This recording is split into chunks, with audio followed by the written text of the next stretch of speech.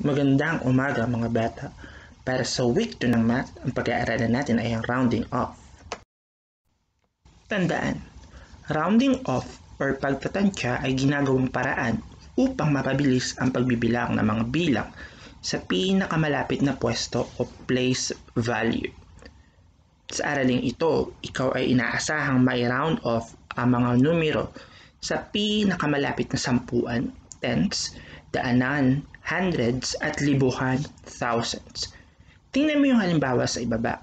Gamit ang number line, madali mong makikita kung saan pinakamalapit ang 38.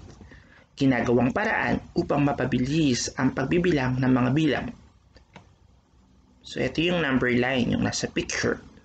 Pinakamalapit ang 38 sa 40 kaysa sa 30. Kaya ang 38, pag ni-round off to the nearest tens or pinakamalapit sa sampuan, ang sagot ay 40. Ito pa ang pinakamadaling paraan para mag-round off. Tingnan ang digit na ira-round off ayon sa place value nito. Tingnan ang bilang sa kanan ng digit. Kung ang bilang ay mas malaki sa 5, dagdagan ng isa ang digit sa place value. Kung ang bilang naman ay mas mababa sa 5, panatilihin ang digit. Pagkatapos, palitan ang lahat ng digit sa kanan ng place value ng 0. So tingnan niyo yung sa next na larawan. Halimbawa, 46 round off sa pinakamalapit na sampuan. So tandaan, ang halimbawang ito ay sampuan or tens place value. Tingnan ang bilang na nasa gawing kanan. Tama, 6 ang nasa gawing kanan. Ang 6 ba ay mas mataas kaysa 5? Opo, mas mataas siya kaysa 5. Kaya ang mangyayari sa bilang na katabi ng 6 na kung saan ito ay 4 ay dadagdagan natin ng isa. So 4 kapag dinagdagan ng isa ay magiging 5. Dahil tayo ay nag-round off, papalitan natin ang number na nasa kanan ng 0. So ang sagot para sa halimbawang ito ay 50 or 50. Ito ay mga halimbawa ng rounding off sa tens. Tingnan ang mga halimbawa ng mga bilang sa kanan ay mataas kaysa 5. So meron tayong 89, 55 at 17. Sa 89, ang number na nasa gawing kanan ay 9, na kung saan ito ay mas mataas kaysa 5. Sa number 2 naman ay 55, so 5 ang nasa kanan na tinuturing din na mataas or katumbas ng 5. At ang number 3 ay 17, so ang 7 ay mas mataas kaysa sa 5. So lahat ng mga bilang na ito ay mas mataas or katumbas ng 5. Kaya mga bilang na nasa katabi nila ay dadagdagan natin ng isa.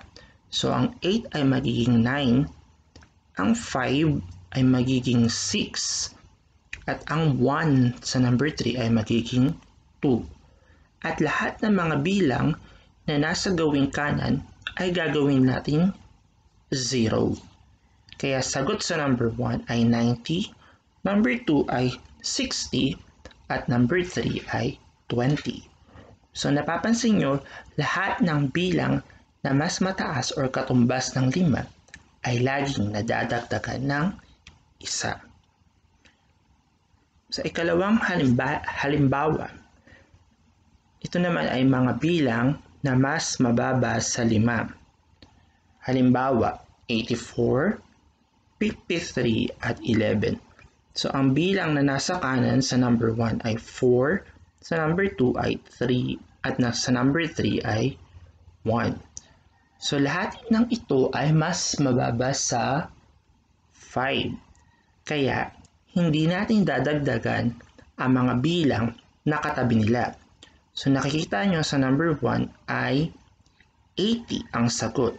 So yung number 1, hindi na bago ang katabing bilang ng kanan. at pinalitan natin ng 4 ng 0. Ganon din sa number 2. So hindi na bago yung katabing bilang ng kanan na 5. So 5 pa rin siya at pinalitan natin ng 0. At sa number 3, sa 11, so ang number na katabi ng 1 na 1 din ay hindi na bago. Ngunit pinalitan natin ang 1 na nasa kanan ng 0 dahil tayo ay nagra-rounding off. Naintindihan na po ba? Ito naman ay mga halimbawa ng rounding off sa hundreds. So kapag ang mga bilang na katabi ng place value na hundreds ay mataas kaysa sa 5. So sa number 1, 894. Sa number 2, 373. At sa number 3, 161. So tayo ay nasa hundreds na. So ang katabi ng place value ng 8 na hundreds ay 9. So ito ay mataas. Kaya mangyayari ang place value na hundreds na 8 ay madadagdagan ng 1. Dahil tayo ay nasa hundreds, so dalawang zeros ang idadagdag natin. Ang sagot sa number 1 ay 900.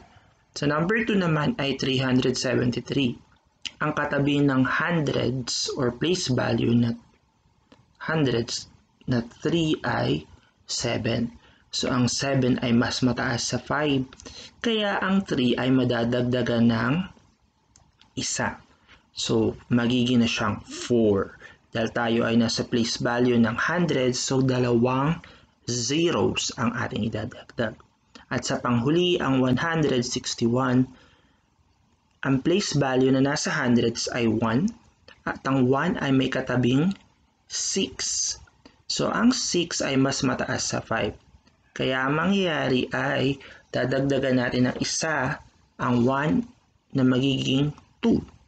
At dahil tayo ay nasa place value ng hundreds, dalawang zeros ang idadagdag. Pumunta naman tayo sa baba. Mga halimbawa na mas mababa sa 5.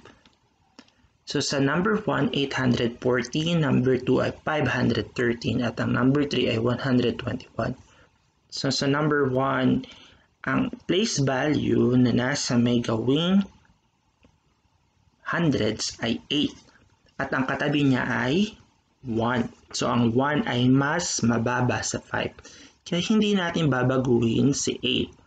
Dahil tayo ay nagra-round off sa hundreds, so katulad ng ginawa natin kanina, papalitan natin ang dalawang number na malapit sa kanan ng dalawang zeros.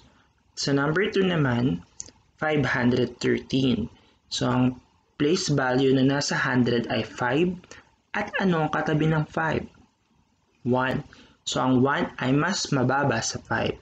Kaya hindi natin babaguhin si place value na nasa 100 na 5. 5 pa rin siya. At pagdadagdag ulit tayo ng dalawang zeros. At sa panghuli, 121. So ang place value na nasa 100 ay 1. At ang katabi niya ay 2. So si 2 ay mababa sa 5. Kaya katulad ng ginawa natin sa number 1 and 2, hindi na natin babaguhin si 1. At magdadagdag ulit tayo ng dalawang zeros dahil ang hinahanap natin ay rounding off sa hundreds. So meron tayong 800, 500, at 100. Tayo ay tumungo sa mga halimbawa ng rounding off sa thousands naman. Mga bilang nakatabi ng place value na thousands ay mataas kaysa sa 5. Sa number 1 ay 9,874. So tingnan mabuti. Ano ang bilang na nasa thousands? Di ba ay 9? So ano ang katabi ng 9? 8. So ang 8 ba ay mas mataas kaysa 5? Opo. Dahil ito ay mas mataas kaysa 5. Ang bilang na nasa thousands na 9 ay dadagdagan natin ng 1. Kaya 9 plus 1 ay 10. So isulat natin si 10 at magdadagdag tayo ng 3 pang 0. Kaya ang sagot sa number 1 ay 10,000. So huwag kalilimutan, nagdagdag lang tayo ng 3 0 at si 9 na nasa thousands ay dinagdagan natin ng 1. Kaya ito ay naging 10. Sa number 2, 3,712. So ano ba ang bilang na nasa thousands? Diba ay 3. At ano ang katabi ng 3? 7. Ang 7 ba ay mas mataas kaysa sa 5? Opo. Kaya mangyayari ang bilang na sa thousands ay dadagdagan natin ng 1. So 3 plus 1 ay 4. At magdadagdag ulit tayo ng 3 zeros dahil nagra-round off tayo sa thousands. So ang sagot ay 4,000. At ang panghuli ay 1,625. So ang bilang na nasa 1,000 ay 1. So ang katabi ng 1 ay 6. At ito ay mas mataas kaysa sa 5. Kaya mangyayari ulit, magdadagdag tayo ng 1. So 1 dagdagan ng 1 ay 2. At tayo ay nag-round up sa thousands. So maglalagay tayo ng 3 0. Kaya ito ay magiging 2,000. Pumunta naman tayo sa mga halimbawa na mas mababa sa 5 ang katabi ng thousands. So meron tayo 8,149. Number 2, 5,139. At ang number 3 ay 1,275. So tingnan muna natin yung mga bilang na nasa thousands. So sa number 1 ay 8. Sa number 2 ay 5. At sa number 3 ay 1. At ano naman ang mga bilang na katabi nila? So sa number 1, ang katabi ng number 8 ay 1. At ito ay mas mababa sa 5. Sa number 2, ang katabi ng number 5 ay 1 ulit at mas mababa sa 5. At sa number 3, ang katabi ng thousands na 1 ay 2 na mababa rin sa 5.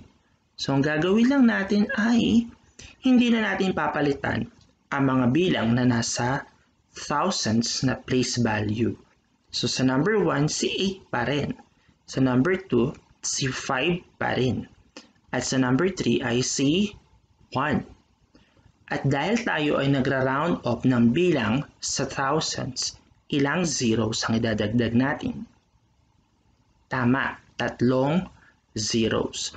Kaya si 8, dadagdagan natin ng 3 zeros, 8,000. Si 5 ay 5,000 at si 1 ay 1,000.